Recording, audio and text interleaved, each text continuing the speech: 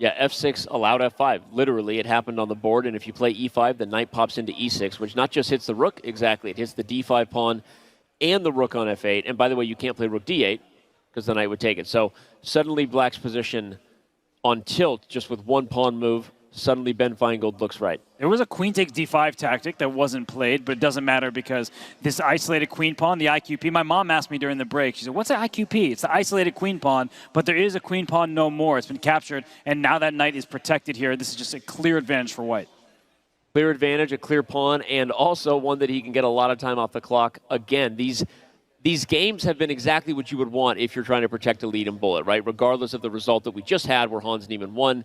This is what Magnus wanted heading into bullet. 97, and now 97 wins the exchange immediately. I said it before you highlighted it. I said it first. Cheeks, 1 through 10, you owe me a Coke. Well, the most important thing is that Magnus already has a Coca-Cola next to him, and he gets the win with that fork.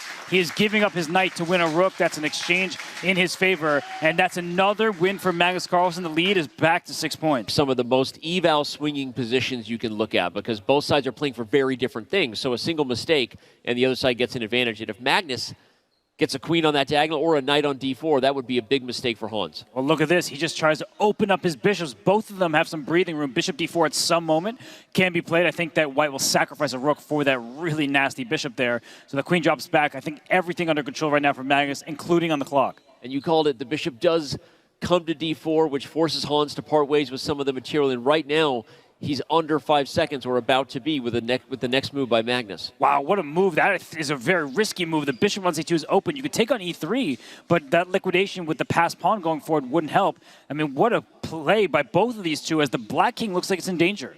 Both sides look a little nervous right now. The first bullet game, the time scramble is very real.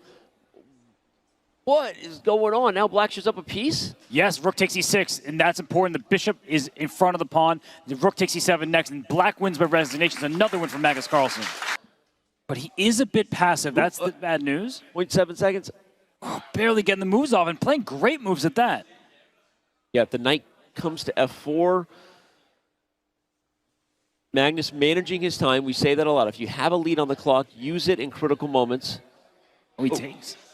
So what does he want? I don't think he wants symmetry. He might want some knight c7 business, but h5 is loose over here, and we may just see a bunch of liquidation. But knight c7 also could win by bishop c6. That knight may go too far if it jumps over there. Again, Magnus managing the time, trying to create as many problems for Hans as he can while he has just seconds. Oh, knight to a8. What a find by Magnus. I mean, we were joking about knight to a8 earlier. Here a5 drops, and here come the a pawn and the b pawn for white. The other knight went to a8. The white knight, not the black knight, changing everything, and all of a sudden Magnus's pawns are running. How did this turn around like this? This is what he does.